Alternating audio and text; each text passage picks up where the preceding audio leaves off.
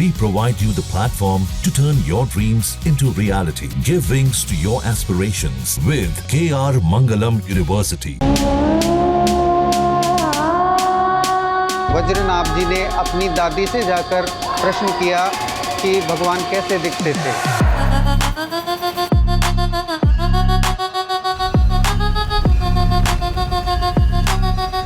एक दिन में जो कोई 24 घंटे में तीनों के दर्शन करता है उसको पूरे दर्शन का लाभ प्राप्त होता है। उस अंग्रेज ने बोला ये मूर्ति को नहीं मानता, ये पत्थर है जी।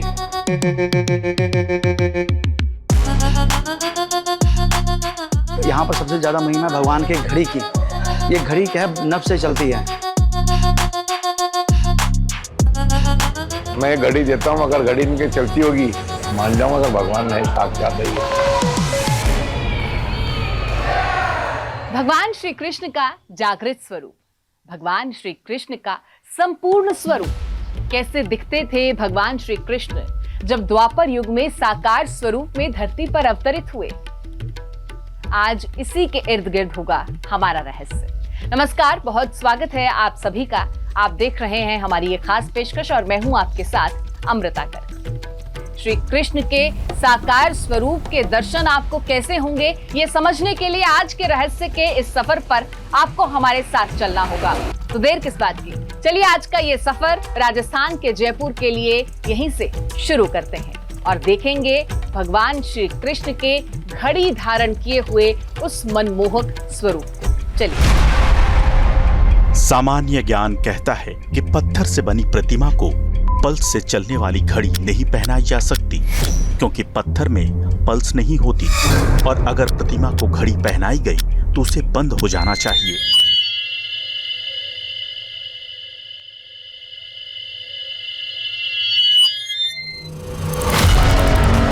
बावजूद इसके कान्हा की प्रतिमा को पहनाई गई घड़ी दशकों तक चलती क्यों रही? ईश्वर की इस प्रतिमा ने एक अंग्रेज की परीक्षा में चमत्कार दिखाया था क्या? आस्था कहती है कि किसी मंदिर के गर्भगृह में स्थापित मूर्तियां सिर्फ भगवान का प्रतीक स्वरूप होती हैं, लेकिन हजारों वर्ष पुराने भगवान कृष्ण के इस विग्रह ने अपनी पहचान बताने के लिए अपने भक्त की उंगली पकड़ ली थी क्या? अगर नहीं तो कई सालों तक लुप्त रहे ये विग्रह अचानक प्रकट कैसे हुए? आखिर इन मूर्तियों की मूर्ति भंजकों से कौन सी कहानी जुड़ी है? आखिर 3 अलग अलग विग्रहों के दर्शन के बाद ही भगवान कृष्ण के स्वरूप का दर्शन पूर्ण क्यों माना जाता है? इन उलझी कड़ियों की पड़ताल के लिए हमने रुख किया राजस्थान के जयपुर का, जहां भगवान कृष्ण की 3 मंदिरों की एक अबूझ पहेली मिलती है।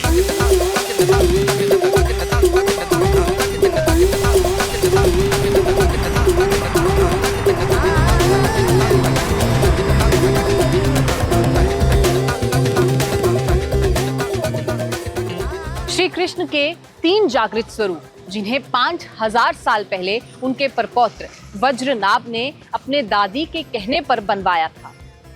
ये जागृत स्वरूप क्यों कहलाते हैं, ये भी आज के रहस्य में आपको बताएंगे। और हमारे आज के रहस्य के केंद्र बिंदु घड़ी धारण किए हुए गोपीनाथ भगवान के दर्शन भी आपको कराएंगे। उस घड़ी का रहस्य भी समझेंगे और जानेंगे कि आखिर क्यों विश्व में ये एक प्रतिमा श्री कृष्ण जी की ऐसी है जहां उन्होंने घड़ी धारण की है।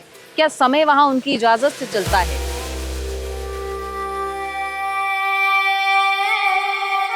राजाओं और रजवाड़ों की मिट्टी राजस्थान, शौर्य और वीरता की भूमि राजस्थान, ऐतिहासिक इमारतों, भव्य महलों और अजेय दुर्ग की धरा राजस्थान। इसी राजस्थान में है संभवतः भारत की पहली नियोजित यानी प्लांट सिटी जयपुर, जिसे गुलाबी शहर के नाम से भी जाना जाता है। वास्तुशास्त्र और शिल्प शास्त्र के नियमों पर 1730 में बसाया गया ये शहर अपने आध्यात्मिक स्थलों और अनोखी वास्तुकला के लिए भी प्रसिद्ध है। प्राचीन भव्य मंदिरों के कारण इस शहर की देश भर में अलग पहचान है। यहाँ बनाए गए कृष्ण मंदिरों के कारण इसे मिनी वृंदावन भी कहा जाता है। कृष्ण मंदिरों की ऐसी ही श्रृंखला का एक मंदिर है जयपुर का गोविंद देव मंदिर। दरवाजों पर बहुत ही सुंदर सी चित्रकारी और फिर विशाल बागीचे और इन्हीं बागीचों में से होते हुए आप पहुंचते हैं गोविंद देव मंदिर और आपको लिए चलते हैं गोविंद देव जी के मंदिर और आपको बताएंगे वहां पहुंचकर कि इस मंदिर की खासियत क्या है, यहाँ की विशेषता क्या है और खास तौर पर यहाँ का रहस्य क्या है। यहाँ के राजपूत राजाओं ने न सिर्फ शानदार इमारतों और महलों का निर्माण कराया बल्कि अपने आराध्य भगवान कृष्ण के लिए कई मंदिर भी बनवाए। इनमें जगत शिरोमणि मंदिर, राधा दामोदर मंदिर, सरस निकुंज मंदिर, बांके बिहारी मंदिर, कनक वृंदावन मंदिर, गोविंद देव मंदिर और गोपीनाथ जी मंदिर खास हैं। इन मंदिरों में आज भी भक्तों की भारी भीड़ उमड़ती है, लेकिन जयपुर से लगभग 160 किलोमीटर दूर करौली में भी कान्हा के मदन मोहन रूप का एक अनोखा मंदिर है, जिसका जयपुर के गोविंद देव मंदिर और गोपीनाथ जी मंदिर से गहरा नाता है। इन 3 कृष्ण मंदिरों की पहेली को सुलझाने के लिए हमें इतिहास के पन्नों को पलटना होगा, भारत के अतीत को खंगालना होगा, क्योंकि इन मंदिरों के निर्माण का एक सिरा जुड़ता है कान्हा की भूमि वृंदावन से। वो दौर था मध्यकाल का, जब भारत के इतिहास, धर्म और इसकी संस्कृति को मुगल आक्रांताओं के पैरों तले कुचला जा रहा था। मंदिरों का विध्वंस किया जा रहा था, मूर्तियों को तोड़ा जा रहा था। मुस्लिम आक्रांताओं, खासकर औरंगजेब के शासनकाल में भारत की सनातन संस्कृति को खंड खंड किया गया। इस इस्लामिक कट्टरपंथ का शिकार वृंदावन का विशाल गोविंद देव मंदिर भी हुआ। तो क्या यही कारण है कि वृंदावन से जयपुर पहुंचे भगवान कृष्ण के ये विग्रह आज भी सांस लेते हैं? क्या भगवान सच में आज भी अपने होने का प्रमाण देते हैं? मंदिरों का इतिहास कहता है कि वृंदावन का गोविंद देव मंदिर अपनी बनावट और दिव्यता के लिहाज से उत्तर भारत का सबसे सुंदर और विशाल मंदिर हुआ करता था। भगवान श्री कृष्ण का यह मंदिर वृंदावन के सबसे पुराने मंदिरों में से एक है। ऐतिहासिक दस्तावेज बताते हैं कि इस मंदिर का निर्माण राजा मान सिंह ने 1590 ईस्वी में कराया था। मंदिर का निर्माण महान कृष्ण भक्त श्री कल्याण दास जी की देखरेख में हुआ था, लेकिन 1667 से 1670 के बीच औरंगजेब ने वृंदावन के सभी मंदिरों को तोड़वा दिया। गोविंद देव मंदिर भी इस विध्वंस का शिकार हुआ। इतिहासकार बताते हैं कि जब वृंदावन के मंदिरों पर आक्रमण हुआ, तब पुजारी अपने आराध्य भगवान कृष्ण के विग्रहों को लेकर छुपते छुपाते हुए जयपुर पहुंचे, क्योंकि तब राजस्थान ही मुगलों का सबसे मजबूत प्रतिरोध कर रहा था। जब औरंगजेब का शासनकाल प्रारंभ हुआ, तब सभी वृंदावन के मंदिरों को क्षतिग्रस्त करवाया गया। तब उसी समय जो वहाँ के 7 गौड़ीय संप्रदाय के शिव विग्रह थे, वो जयपुर के मानसिंह जी के संरक्षण में सभी जयपुर के लिए रवाना हो गए। तो क्या वाकई ये वही विग्रह हैं जो कान्हा के धाम वृंदावन के मंदिरों में रखे थे और फिर पुजारियों ने अपने आराध्य को आक्रांताओं के आघात से बचाने के लिए अपनी जान की बाजी लगा दी? अगर हाँ, तो सनातन को मानने वालों के लिए क्यों ये विग्रह इतने खास हैं? आखिर क्यों अपनी जान की परवाह किए बिना पुजारियों ने इन विग्रहों को सुरक्षित जयपुर पहुंचाया? क्या इनका नाता भगवान कृष्ण से भी है? कारावास में कंस ने जिस शिला पे इनके जो भाई बहन हुए थे ठाकुर जी के, उनका वध किया था, उसके वज्रनाभि ने 3 भाग किए थे। फिर जो पहले विग्रह बने थे उनसे, वो थे मदन मोहन जी जो कि करौली में है, उनका जो चरण भाग जो है वो ठाकुर जी ऐसे बिल्कुल। दूसरे विग्रह बने थे गोपीनाथ जी ठाकुर जी जो आपके समक्ष हैं, इनका वक्षस्थल बिल्कुल श्री कृष्ण भगवान जैसे हैं। और तीसरे बने थे गोविंद देव जी जो वो भी जयपुर में हैं, उनका मुखारबिंद ठाकुर जी ऐसे हैं। वज्रनाभ जी ने अपनी दादी से जाकर प्रश्न किया कि भगवान कैसे दिखते थे।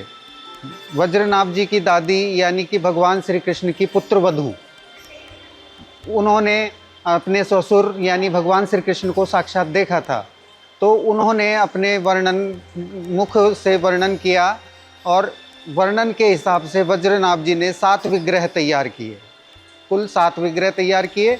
उन 7 विग्रहों को प्रद्युम्न जी की पत्नी के सामने ले जाकर खड़ा किया कि आप ये बताइए कि इन विग्रह में से कौन सा ऐसा विग्रह है जो ठाकुर जी से, श्री कृष्ण से हूबहू मिलता है। उन्होंने अच्छे से उन विग्रहों का अवलोकन किया, किंतु उन्हें एक भी विग्रह, श्री विग्रह ऐसा नहीं लगा जो परिपूर्ण था। उन्होंने उन 7 विग्रह में से 3 विग्रह आइडेंटिफाई किए। सनातन के धर्मशास्त्र और पुराणों के मुताबिक कान्हा के असली रूप को लगभग 5000 वर्ष पहले उनके परपोते वज्रनाभ ने बनाया था। कथा कहती है कि भगवान कृष्ण के प्रपौत्र वज्रनाभ ने 13 वर्ष की उम्र में अपनी दादी से पूछकर भगवान कृष्ण की 3 मूर्तियां बनाई, लेकिन किसी मूर्ति में सिर्फ चेहरा ही मेल खा रहा था, तो किसी में धड़ और किसी में भगवान कृष्ण के चरण, यानी वज्रनाभ अपने तीनों प्रयासों में असफल रहे। लेकिन उन्हीं 3 प्रतिमाओं से भगवान कृष्ण का पूर्ण स्वरूप दिखता है। राजा सवाई जयसिंह, जो जयपुर के संस्थापक भी रहे, कहते हैं कि 1735 में इस मंदिर का निर्माण करवाया गया। हालांकि उससे पहले 1715 से 1735 तक जय निवास में जो गोविंद देव जी हैं वो रहे, वही उनका निवास स्थान था। लेकिन 1735 में इस मंदिर का निर्माण करवाया गया और आज श्रद्धालु भक्तगण यहीं पर आकर गोविंद देव जी के दर्शन करते हैं। चलिए आपको भी ले जाओ।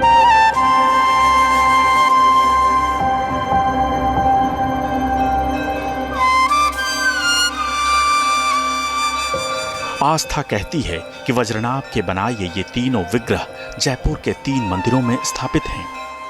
वज्रनाभ के बनाए पहले विग्रह का चरणविंद और कमर भगवान कृष्ण के समान है।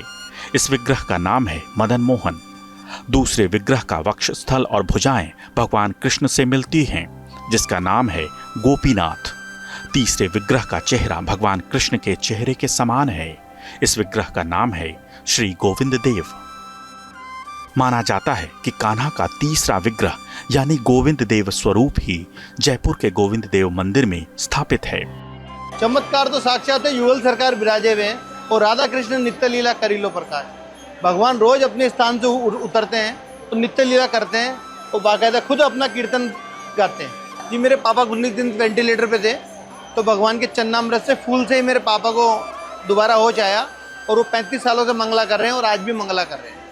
ये मेरे साथ निजी चमत्कार है। बच्चे की बहुत कंडीशन खराब थी, उसकी माँ रोती हुई आई। मैं क्या ग्वाल और संध्या दोनों करता हूँ 2 जाकी, मेरा नियम है।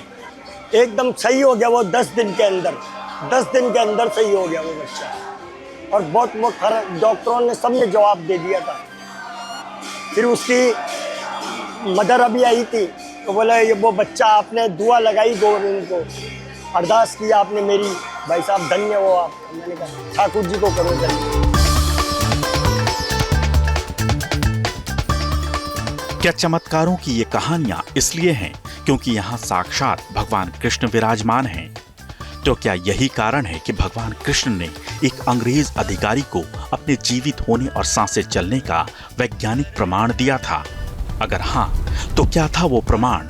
हम उस रहस्य की भी पड़ताल करेंगे, लेकिन उससे पहले ये जानना आवश्यक है कि भगवान कृष्ण के इन 3 मंदिरों के दर्शन के पीछे क्या मान्यता है। सबसे पहला स्वरूप जो आज जिनकी पूजा की जाती है वो यहीं पर गोविंद देव जी मंदिर में है और ठीक मेरे पीछे आप ये स्वरूप देख रहे हैं। कहा जाता है कि ये जागृत मूर्ति है और जो श्री कृष्ण ने साकार स्वरूप लिया था, जो उनकी मुख आकृति थी, वो हूबहू इसी प्रतिमा से मेल खाती है और इसीलिए इन्हें यहाँ पर जयपुर के राजा के रूप में भी पूजा जाता है।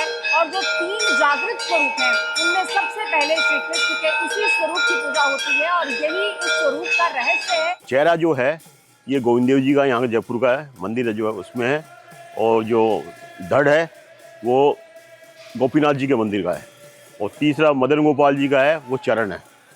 इसलिए एक दिन में जो कोई 24 घंटे में तीनों के दर्शन करता है उसको पूरे दर्शन का लाभ प्राप्त होता है। भगवान गोविंद देव को जयपुर का आराध्य देव माना जाता है। सिटी पैलेस परिसर के जय निवास गार्डन में स्थित ये मंदिर आमेर की कछवाहा राजवंश के मुख्य देवता भी थे।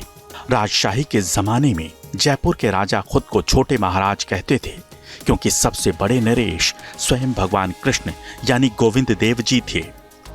लेकिन कभी राजघराने के आराध्य रहे गोविंद देव जी आज जन जन के आराध्य बन गए हैं। खूबसूरत बागों से घिरे इस मंदिर में शानदार यूरोपीय शैली के झूमर लगे हैं। सबसे कम खंभों पर टिके इस मंदिर के सभा भवन को गिनीज बुक में भी जगह मिली है। मंदिर सुबह 5 बजे आरती और भजन के साथ भक्तों के लिए खुलता है। यहाँ दिन भर में 7 बार आरती की जाती है।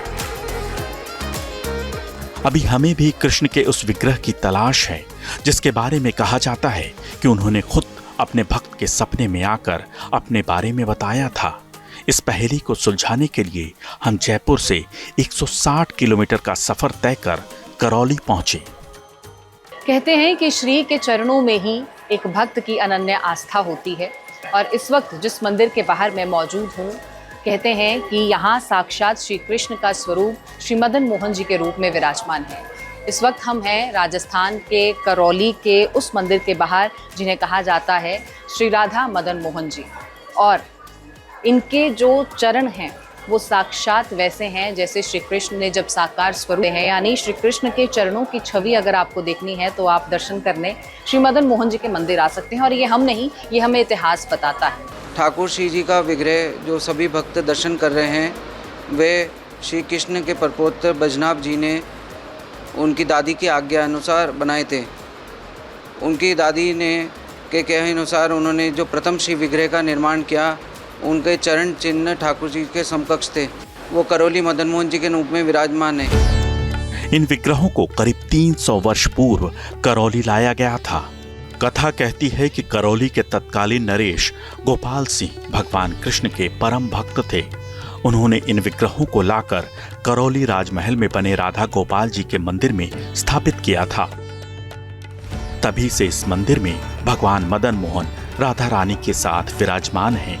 लेकिन इन विग्रहों को वृंदावन से जयपुर और फिर जयपुर से करौली लाने की कहानी भी किसी चमत्कार या रहस्य से कम नहीं है।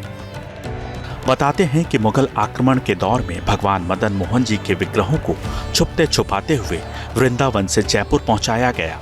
फिर उन्हें बचाने के लिए उन पर सिंदूर लगाकर मिट्टी के टीले में दबा दिया गया। इस दौरान करौली के तत्कालीन नरेश गोपाल सिंह को भगवान कृष्ण ने स्वप्न में दर्शन दिया और जयपुर से करौली ले जाने की बात कही। लेकिन जब गोपाल सिंह विग्रहों को लेने जयपुर पहुंचे तो उनसे आंखों पर पट्टी बांधकर मदन मोहन जी के विग्रह को पहचानने के लिए कहा गया। कहा जाता है कि तब मदन मोहन जी ने गोपाल सिंह की उंगली पकड़ ली। तो क्या भगवान कृष्ण की लीला का ये एकमात्र प्रमाण है या फिर वज्रनाभ के बनाए इन विग्रहों के जागृत होने का कोई और भी साक्ष्य मिलता है? इस रहस्य की पड़ताल के लिए हम पहुंचे जयपुर की पुरानी बस्ती के गोपीनाथ मंदिर में, जहां भगवान कृष्ण का तीसरा विग्रह गोपीनाथ स्वरूप विराजमान है।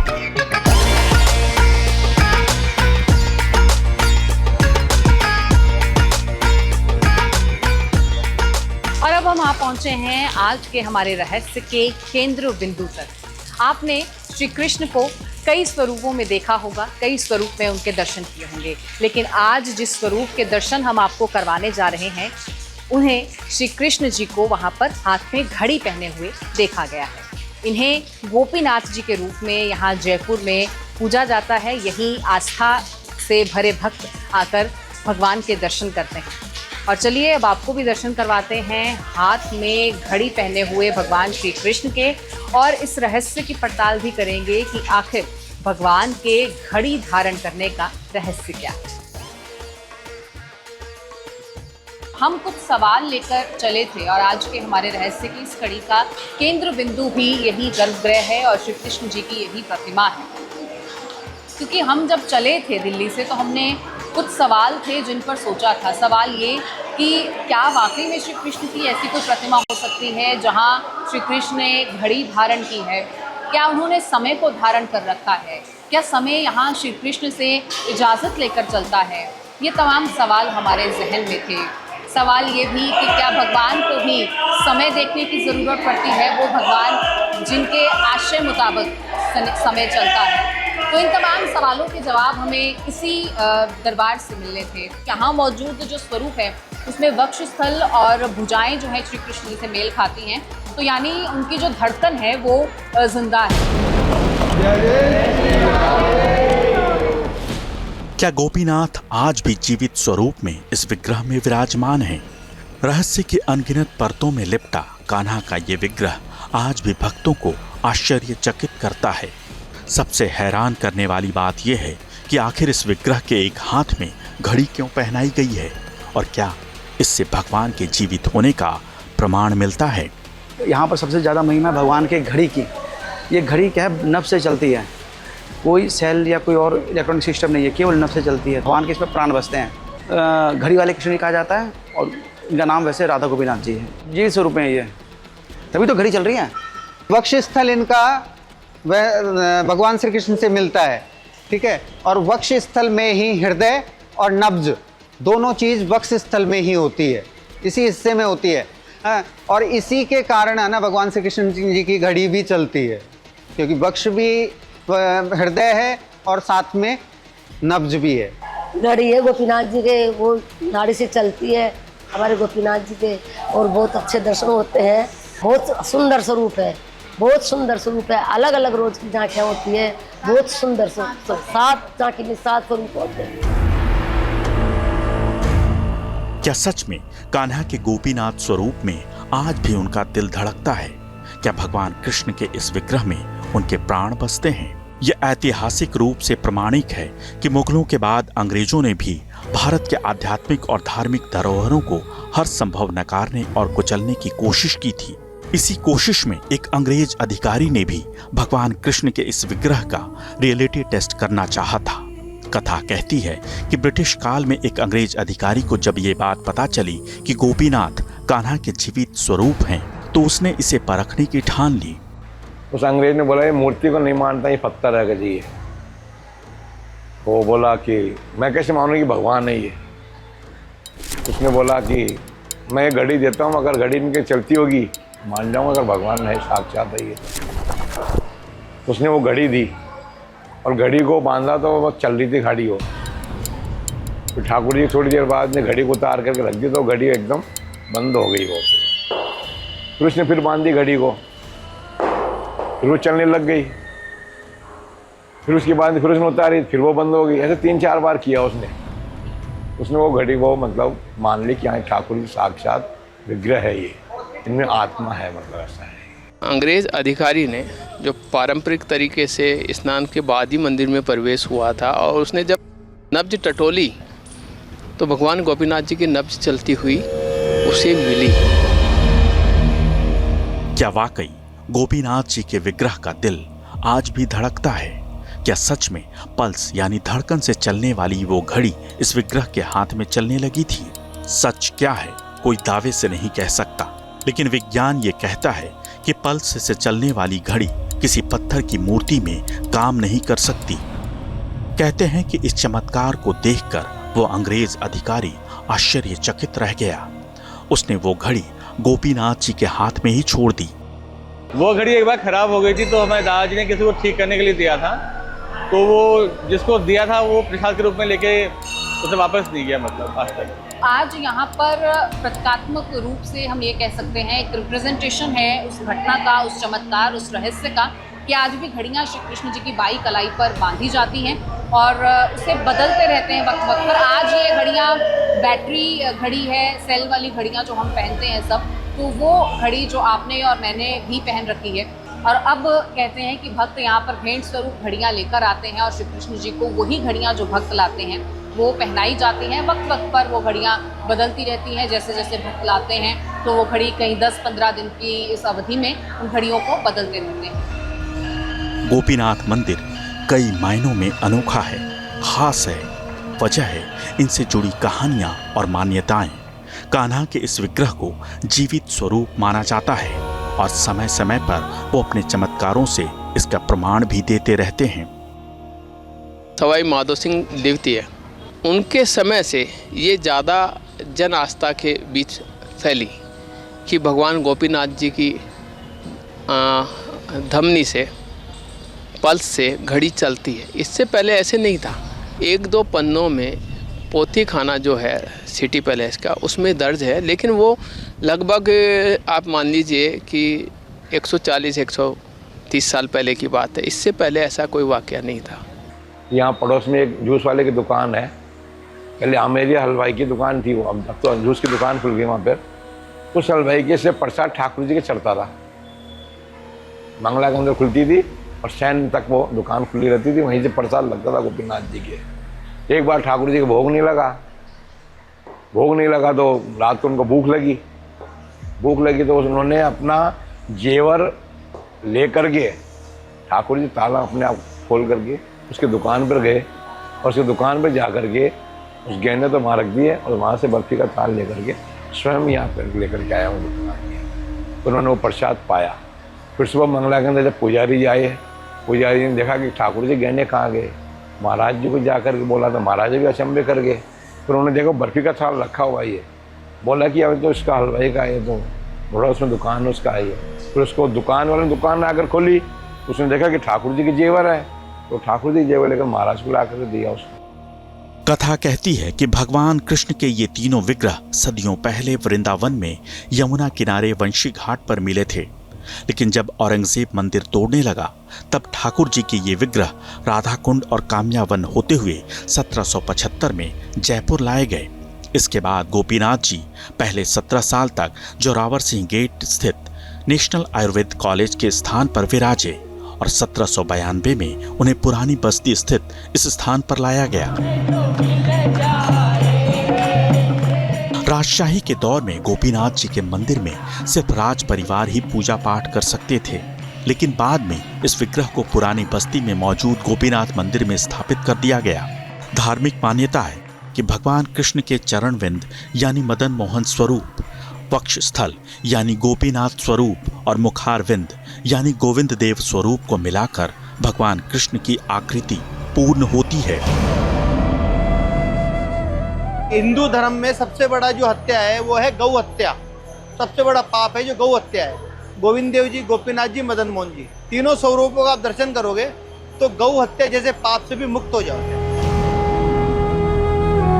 कोई नहीं जानता कि इन विग्रहों के हजारों साल पुराने होने का प्रमाण क्या है। न कोई ये बता सकता है कि ये मूर्तियां हजारों सालों से धरती में कैसे दबी पड़ी थीं और फिर कैसे एक दिन अचानक बंशी घाट पर प्रकट हुई। आखिर बंद गर्भगृह से आधी रात को निकलकर कान्हा कहां खेलने चले जाते हैं।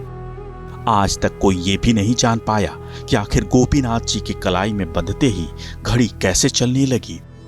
सनातन की इन उलझी पहेलियों को सुलझाना आज किसी के वश में नहीं, लेकिन कई बार आस्था के आगे विज्ञान बेबस नजर आता है। कृष्ण के ये तीनों स्वरूप आज भी साइंस को चुनौती देते नजर आते हैं।